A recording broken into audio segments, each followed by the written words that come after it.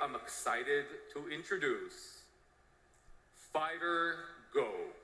Well, folks, I literally called it. I literally called it. I'm going to include my voice over here as proof or whatever. All right, folks, it's February 16th, so 2 days before the big Fiverr launch thing. And if I'm right, this will get worked into a video. And if I'm not, I'll just delete it and it won't matter at all. So I think it has something to do with, it will be an AI bot that is specifically within my account that is meant to be trained by me to reproduce my work. I would get essentially a residual passive income for human managing the order, but having a Fiverr bot trained by me to do my work, and that it would be cheaper for the customer or something, obviously, because it's AI, and hopefully that's transparent. I literally called it. So Fiverr just announced Fiverr Go. I was just sitting for the live stream thing. Also the sopping wet hair, the old merch sweatshirt if you want one. My kiddo picked it out for me today in my closet. I've not worn this in ages. And I'm not surprised. Not surprised. So Fiverr Go, in a nutshell, I will not explain this perfectly well because A, it was brand new. I know only the 30 minutes that was just announced, and I'm a dum-dum who doesn't actually auditorially process what I hear, but I will repeat what I think I know. So the Fiverr Go thing, there's two main AI tools that are going to be integrated in our accounts now. The AI creation model and the personal AI assistant. And like I called, I knew this is what was going to happen. It's an AI model that is specifically for me. It's meant to replicate me and my style. I'm supposed to put in my work and my style to train it. Also, I need to go back and look back at that screenshot. For text models, you'll add general guidelines. This can include tone, writing style, and other preferences that will help the model generate content that aligns with your vision. I guarantee what I saw. It's one of the ways for written work to train the model is that you put in your examples, and then you also tell it what you do. So it's things about your grammar and syntax style, or the tone that you like to do, or I don't know. But what if those examples in the fill in the blank spot where you train the model to be like you? It said something about the tone of the writing piece will vary depend on the topic of the brand. And it's no shit. I don't think this is gonna work that well if I have to tell it that. That's part of the problem. Sorry, I'm getting distracted. That's the first thing. I'm going to train a model to do things like me. In theory, I guess I get what they're going for. I get, in theory, how this could, be a tool. I'm trying really hard to overcome my very first knee-jerk reaction. Knee-jerking. I don't want to train a model to do what I do. That's, I know that probably is either, doomer, you're not getting into what the technology can do for you, which is their whole thing. They're put people at the center. We're not trying to, stop creativity. We're not trying to get AI to do things instead of us, but, for us. Again, I get the message. I get the idea. I just don't want to have to train it to do what I do, because it's I do what I do because I love to do what I do. Sorry, I still haven't explained what this freaking thing is. So the AI model, when you train it, customers can, in theory, ask for a sample of your work that's specific to them based on the AI. So someone could say, I want a jewelry blog about how gold tarnishes and how to fix it. So they would put that into my AI bot, for which I have a price, and it will spit out a sample in my style that the AI has done something to recreate what I do. And then from there, the customer can either purchase that with an edit that I will provide that they can claim for, it said 24 hours, or they can use that sample and be oh, I do like what she sounds like, but I'd like her to write it, which seems like a stretch. If someone's actually, maybe. But it seems trusting me to do a job based on what my AI wrote, but not just wanting what the AI wrote, why would they not just want samples from me? Because like now, my gut, now that I'm saying this out loud, the problem with that like workflow is that like, let's say that the customer is like, wow, I really liked your $150 AI sample for this jewelry blog, but it just like, I want like a human approach, right? So then a human will come in and I will write the blog in like a way that I think like, you know, with my human brain, like is the way to do it. But what if they're like, well, I actually liked what the blog, I like what the AI output did first. So can you actually like use that as your basis? And it's like, well, what if from my human creative perspective opinion, like the order sequencing of topics in the blog, like was not an effective way, or like it could be better to do it. But I guess if we're talking about better, it's like the customer's perspective. But then why am I like judging myself in comparison to an AI model that's meant to be me? Oh, literally feeling anxiety breathing just talking about this. Okay. Clients can ask for a sample to like see how I might go about solving their problem and doing their order based on a model that's meant to be me. So you can use that as a sample in that order from me, or they can just purchase it outright with an edit for me, which I don't want to have to edit AI. I've been avoiding that. If it's good, and maybe this does come down to me training it well. I don't know. If it's good, maybe I won't mind editing it so much, or maybe it will do more of what I want. But I'll get back to this point in a sec. It's come up twice and I haven't said it yet. Okay. The second thing is an AI assistant for your inbox. So now their solution is there's an AI bot that does all of my inboxing for me. And apparently you can set like the time of when it's on, if it automatically replies, even if you're online or only if you're offline, or if it's like during certain hours. It can, apparently you can train it more on like how you would respond to questions and like what you want. And then it, this is so dumb, but it's like, I get it. Knee jerk. Again. It just is so dumb. I don't want to have to, I want people to talk to people, and I want people to take a fucking minute and just talk to me just for a sec. Because, again, 2 thoughts now up here. I'll get to them. And you can set it to like ping you and pull you into the conversation. There's a funny little example they put, like, I mean, I don't think it's an example. I think that's the way it works. It was like a screencast. If the assistant sees that D is needed in the conversation, it will check if he is currently online. If he is, the assistant will invite him to join the conversation.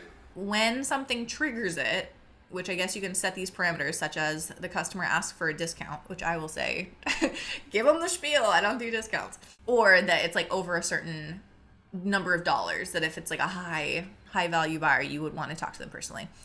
The AI will say like, hey, let me check and see if Carrie's available. I'll go get her, which is hilarious to me. And then apparently there's a 2-minute timer for me to like join the chat between AI and whatever. Or I can say like, nah, I'm busy. You keep it up, girl. I do have a funny name picked out, I think, for my AI chatbot. It's going to be Carrie, but like lowercase c, capital AI, RRIE. Is that funny? I don't know. So I get it in theory. If it's good, it will be helpful, because the answering of questions in real time, and especially having to like type out responses that are like very easy to solve problems and questions, but having to like do that in real time is a challenge. That is a pain point for me. I get it. They're working with pain points here. But I just don't believe it's good. It just dawned on me that my inbox is literally going to be like, chat with a representative, talk to a real person. Like, that's going to be people trying to like get your attention because all they can talk to is a bot. Oh my God. This is so stupid. And here's my 2 examples. Number 1, or backwards. This is number 2 first. The other day, I had a customer, I can't even call him that. I had a bot. I had literally a bot in my Fiverr inbox. And it was so botty that I was like, literally, what is going on? It included like the prompt of like what you would write into a chatbot or like an AI bot to like get it to give you something back, but it was like they hadn't deleted the prompt asking me for things, and it was like the thing of the example. The tone should be adapted to the brand, and if the topic happens to be emotional, then the conversational tone should be. And I was like, what is this? This is so weird. And so then I was like, hey, bro, I don't want to work with you if you can't even bother to like take out the prompt when you send me back the AI like response. Like, what is this? And they're like, does this sound like AI? Does this sound more human? And then it's like, create a human response. And then it says the same thing. And I'm like, am I having a stroke? What is this? My husband's like, tell it to make you a cheesecake recipe. Just see if you can, like, it is a bot. Like, it's not even a person using a bot. At first I thought maybe it was someone who was like using it because they don't speak English, and they were just like putting responses into that, like instead of translate and like thinking with their own brain, you know, and replying and then translating. No. And it literally was a bot. So now we're going to have bots talking to bots, asking me to waste my time having to reread a summary of a conversation that's literally bots talking to bots. So that sucks. Thing number one that I've said multiple times. The AI is bad. Like, the briefs thing on Fiverr, if you have access to that feature, I don't even know anymore who does and who doesn't. But it's like the script is flipped. It's more like Upwork, which I haven't used Upwork, but where a customer says, I need this thing. I need a 2,000 word blog on this topic, need it in 5 days, budget $600. Let me hear it. Who wants it, you know? And then people like ping back with either questions to like get more information and like ultimately get to a bid, or you just give them an offer and they pick somebody. So that's how the briefs work. And in theory, if it really was, someone says, I need a blog that's 600 words, it's for my jewelry company, need it in 3 days, $200, that would be a brief, right? That would be something I could create an offer for and say like, I can do this, thank you for the information. But instead, there's some amount of AI happening that is like synthesizing what they're putting in to create these briefs, because they are so generic and vague and not helpful. It's not a brief, that I literally can't respond to any of them, and it's just a waste of time. And it's, again, because they're like trying to shortcut communication routes. So if they must check some box on some form saying like, again, the tone of the piece will be adapted to the brand style. What is the brand style? Like, that is the thing I need to know. Excuse me. That's my job. I'm the writer. I'm the professional. I will change the style for the brand style. Duh. Because I'm not a fucking AI chatbot. Like, I know how to do that. That's my job. That's what I do. If you don't tell me what that is, I literally can't do it for you. Or it just says, we'll need various content pieces adjusted for multiple platforms to serve the brand topic and priorities. No person says that. Like, this kind of just like ultimo vague, nothing burger, like so not helpful stuff was never a problem on Fiverr. Like, there were sometimes the people, I kind of had to like coax them to tell me like what they needed, because they'd be like, hey, I need a blog. Can you help? And I'd be like, sure. How many words? And they're like, oh, duh. Sorry, I didn't think about that, you know? But now this like the brief that has the illusion of being a brief that tells me what they need and what they want, and that in theory, them checking a couple boxes, I assume, I haven't seen how it really works, but based on what's coming back to me, that's what it seems like. That doesn't actually say anything, right?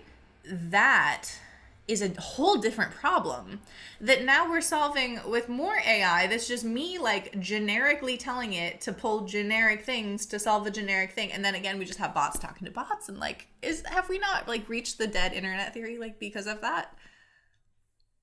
I don't get it. Okay, my second prediction, which I am going to include my predictions in here, because I literally was right. Or maybe, I don't know, they give you shares of the total revenue that's generated from this AI bot and like pitch it as like passive investment in your like future of not having to work or whatever. I don't know.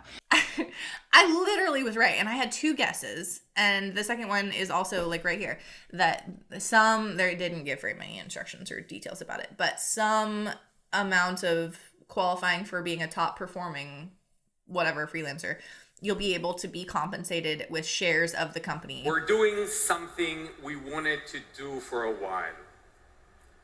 Today, we're also announcing the Freelancer Equity Program. It's a defining initiative for top performing freelancers to own shares in Fiverr. Because again, that's part of this thing is like, if it's gonna be an AI driven system that ultimately weasels you out, and they're trying to say really hard that by weaseling you out, you're still being compensated. It's still based on your output and style. You're still involved. It's your tool. It's your AI. You'll have more time to decompress and to do your own creative work and whatever. All of that is true. All of that is true, right? But one of the fears is that, like, if I could, I mean, now that I'm saying this, like, the math checks out. I don't know. I don't know how I feel about this. If I could make $2,000 on a website project, right? And I'm doing it and I'm getting something out of it and I enjoy it. Maybe that's the problem. Maybe I enjoy my job. Maybe people don't like doing what they do. I don't know. And instead I can sell an AI shadow copy of my brain to do it for them. And let's say I make $400 instead, because, you know, it's like, it's cheaper because it's not me, but it's like me kind of, I guess. Or me with an edit. Maybe that's $400 for an edit. I don't know. I'm making less money. I am, right? $2,400. And they're saying, well, that's to the power of 100, because now it didn't actually take you time to do that. You could sell 20 of those AI generated whatevers that took you a fraction of the time. You made less money, but it's a fraction of the time, so you can do more of them. But that only works if there's an audience for that. So if there's not an audience that wants to pay that much for my stuff, then I just lost, right? I lost the thing that I love to do. I lost the amount of money that I get out of it. And I lost essentially like the value in my work, because we're literally flooding a market with AI stuff. So if everyone's prices go down because of AI, like literally using shadow brain copy AI models, unless there's an exponential increase in the amount of orders that come along with it, my income will go down. Right? Like, does that, I started to say the math makes more sense because the less I earn, but the more I do in the less hours, like, but that seems like the problem here. And the kind of people I fear who will want to purchase AI content are already the people who don't want to invest in that content, right? This all comes down to, and I guess I'm just going to have to wait and see, is the model good? Does it actually produce something that when I read it back, I think, you know what?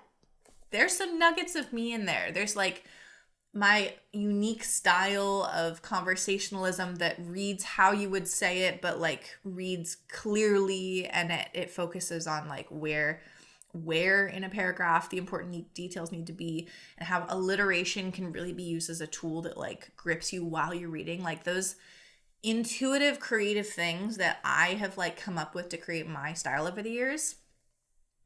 If it can do it,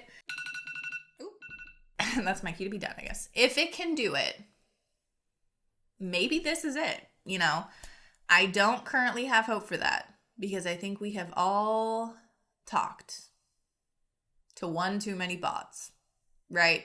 And then I'm going to have to edit an AI shadow of me that people are like, well, it looks like you, or like, what if it's really bad? Like, what if the samples are really bad? And that like turns off customers from not wanting to buy it because it's literally not as good as me. Because it's not me. But maybe it is as good as me. It's not. I don't know. What do you think? Tell me in the comments. I don't know if you're even still here. This is very long, rambly, but just new in, just happened. Big news. I guessed it, so that's all I can say.